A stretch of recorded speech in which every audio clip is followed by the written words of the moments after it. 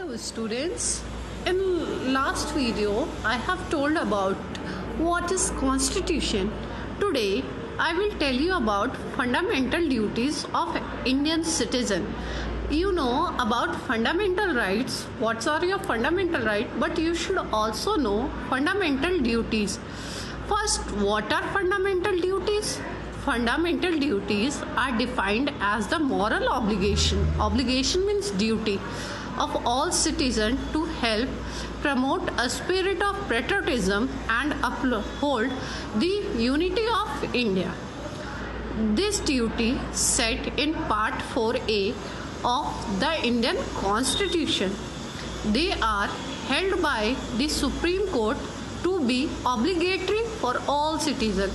Means it is duty for all the citizens which is told by the Supreme Court.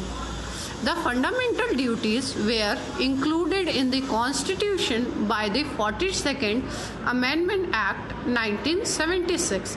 It incorporated the fundamental duties by inserting a new Article 51A below Article 51, which belongs to Part 4A. The recommendations were passed in 1976 and came into effect on 3rd January 1977.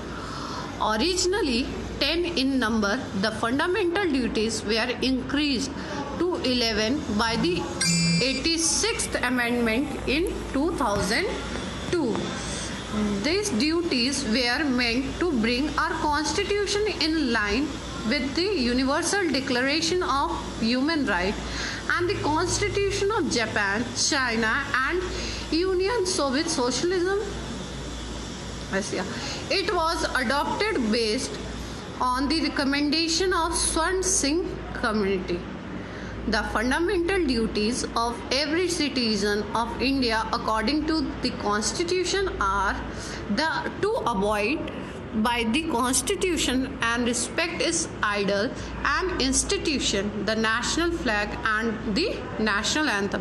So I will explain this point that we have to respect our institutions and our national flag and national anthem. It's our duty that we should always respect our national flag and national anthem, to cherish and follow the noble ideals which inspired our national struggle for freedom,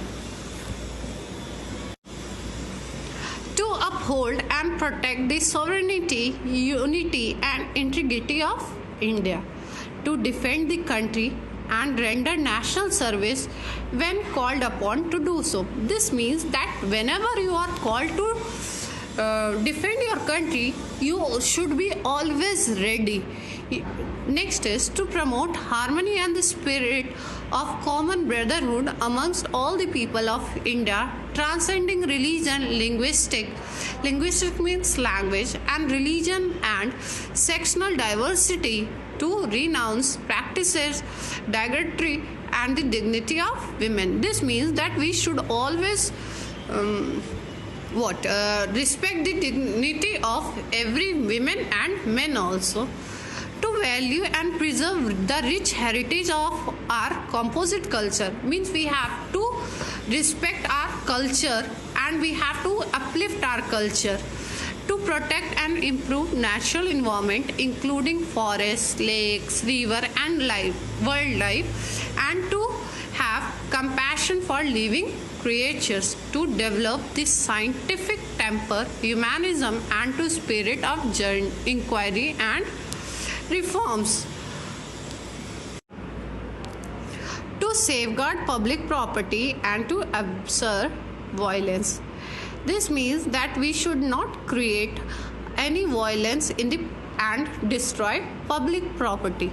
Public property means which is made by the government, to strive towards excellence in all sphere of individual and collective activities, so that the nation constantly rise to higher level and endeavor and achievement. Who is the parent or guardian to provide opportunity for education to his child, or as the case may be, what between the age of 6 and 14 years. This is our parents' duty, that they should provide education to their children.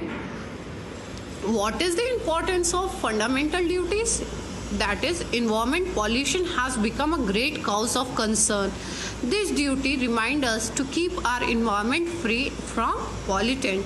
The inclusion of providing opportunity for education for children as a fundamental duty is a big step forward towards safeguard of human rights and abolition of social justice.